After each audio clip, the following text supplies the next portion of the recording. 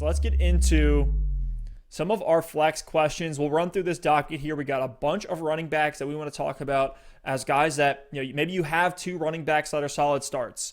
Guys that you would see on most analyst standards in the top 24. We want to talk about some guys on the lower end of that range, maybe some high-end RB3s, and say, hey, are these guys that you're willing to put in at your flex spot over other options?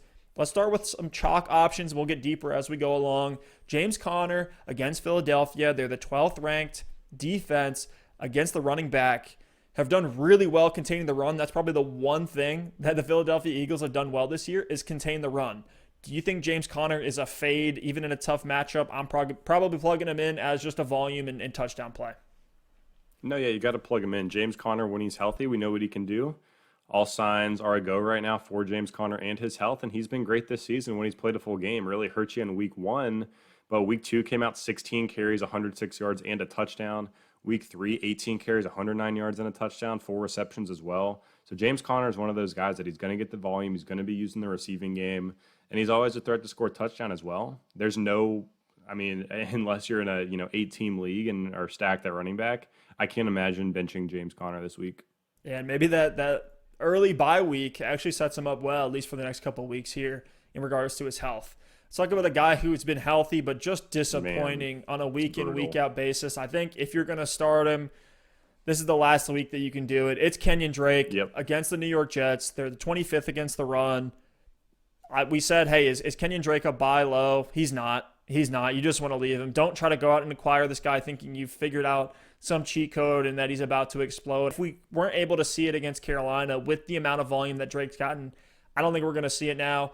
Are you willing to flex him, though, against the Jets? I'll start him. If you drafted Drake, you got him in the late first, early second round, so you're kind of stuck with him, and he is still getting the volume. What he's not getting is targets, which is incredibly disappointing. But you look at the next few weeks for the Cardinals. They have the Jets this week. They have the Dallas Cowboys next week and the Seahawks the week after. So, honestly, this week is, you said it, it's make or break for Kenyan Drake. He's had 2 good matchups in a row on the ground. Carolina last week can't stop anybody, and Detroit the week before cannot stop anybody either, and it was his 2 worst games of the season. So you start Kenyan Drake one more time in a good matchup, and this is it. If he disappoints this week, I'm out. I'm trying to sell if I have him, and it's panic time. But as for now, I wouldn't sell him too low. I actually did try to buy him in a couple leagues, for extremely cheap. I wanted to find a Kenyan Drake fantasy manager tilting and giving him away for like a James White or like a Ronald Jones. Ronald Jones I actually had to think about though, but you start him one more week and then you bail. It's as simple as that. Yeah. It's definitely not a confident plug-in into your lineup.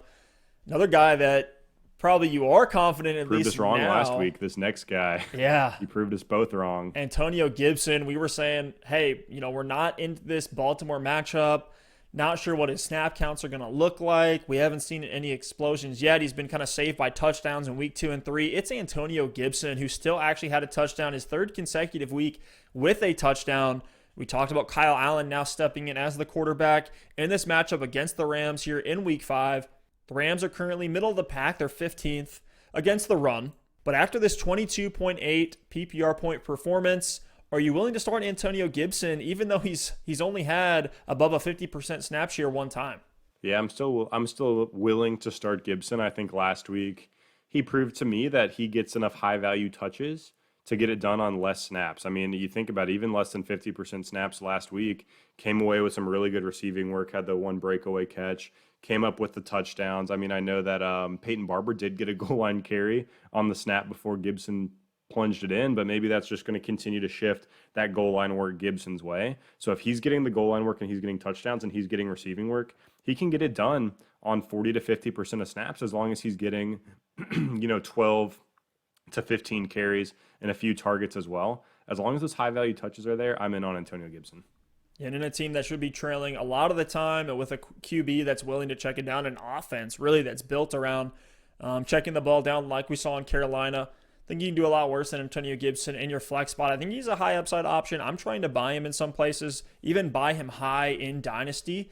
I was a little bit skeptical preseason, wasn't all aboard the hype train like everyone else, just because I don't think the offense is going to be able to give you an RB1. But for a guy who's right now is the RB18 in PPR leagues, I think that's where he actually could finish, maybe even a little bit higher than that on the year.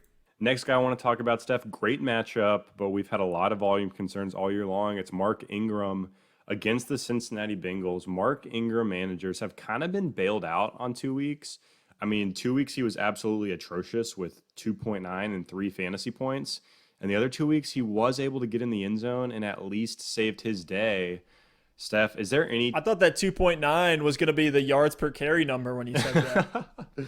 No, I mean, last year it was 2.9 touchdowns a game, it felt like. But Mark Ingram, I mean, he's been brutal this year, and I've said it all year. I'm out on Mark Ingram. There's just no chance I'm starting him in this Baltimore Ravens offense. I don't care how good the running game is. I don't care how good the matchup is. When Mark Ingram, Gus Edwards, and J.K. Dobbins are getting single-digit carries apiece, it's hard to predict who's going to be the one that plunges into the end zone on the goal line. It's been Ingram twice so far this year. He's had the 2 touchdowns, the one last week and then the breakaway run earlier on in the season. Other than that, he's been absolutely atrocious, not used in the passing game at all. You know, with single-digit carries, no receiving work, and a huge toss-up for touchdown potential, I'm out on Mark Ingram until further notice. Yeah, we'll throw away the game against Kansas City in week 3. That kind of skews some of the numbers there because that offense just couldn't get moving at all. Good news is we're not going to have to worry about that in a matchup against the Cincinnati Bengals. I think Ingram is fine for this week. He's a worthy flex or desperation RB2. If there's ever going to be a week to start him this year, It's against Cincinnati. So it's probably the one time I would do it. After that, see if you can sell him for anything you can get your hands on. Yeah, with Ingram, you're hoping for 10 to 12 carries, 50 to 60 yards in that touchdown. Maybe his biggest game, his biggest game of the year this year. He could get in twice. It's just going to be impossible to predict if and when that's going to happen. So I'm with you. If there's a week to start him, maybe it's this one, but I'm still avoiding at all costs. If you're in a deep league, maybe asking for a friend here, 14-team, 1-keeper league, and you have J.K. Dobbins, is he a worthy flex this week? No. Or are you just all the way out? Nope.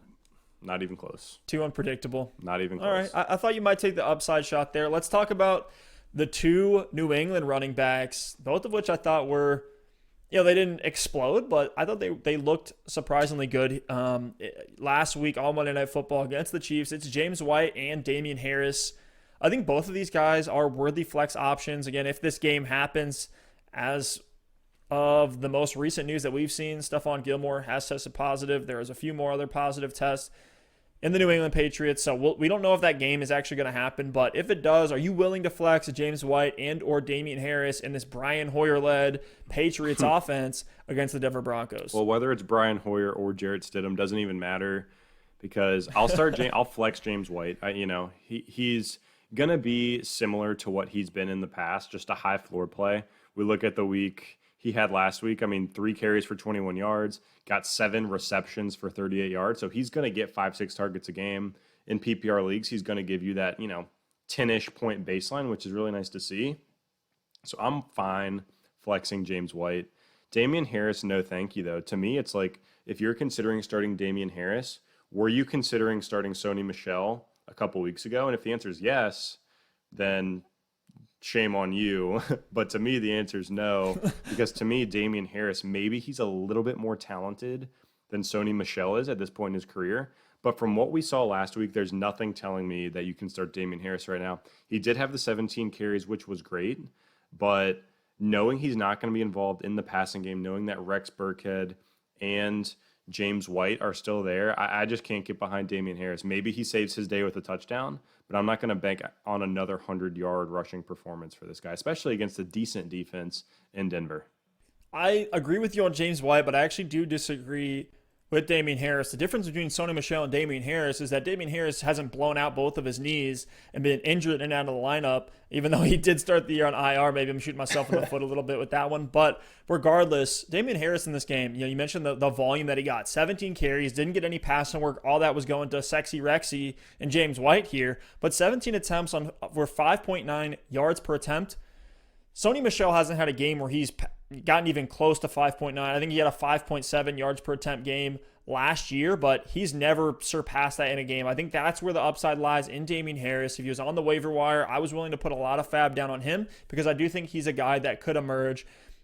I thought he looked good. I know you said he looked bad. I guess Sony Michel had 13, subjectivity. Sony Michel had 13 yards per carry last week.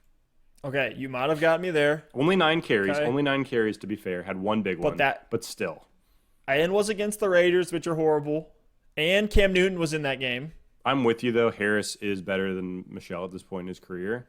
And Michel has had It's just the opportunity efficiency. after opportunity, and he seems like he can't get it done. He had that one playoff run where he was getting like 3 touchdowns a game.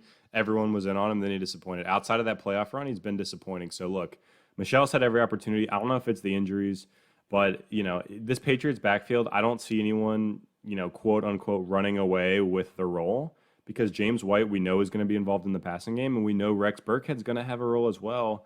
And we don't know. Sony Michel could be back here soon. So I know we're just talking about this week right now, but I don't mind, if you want to stash Damien Harris on your bench, fine. I don't want to start him, though, man. We've seen one Damien Harris game ever. I don't trust that. Like I said, I'd be willing to flex him. If it's in a desperate situation, if I have to just spot start a guy off the waivers, it'd be Damien Harris, and it's just because, look, they're not going to ask whether it's Jarrett Stidham, whether it's Brian Hoyer, they're going to just run the ball. They're going to run the ball as much as they can. And when you're close to 6 yards per attempt and you're getting 15 plus carries, I mean, it's one game sample size that I'm looking at here. I just think there's a lot worse options at the position.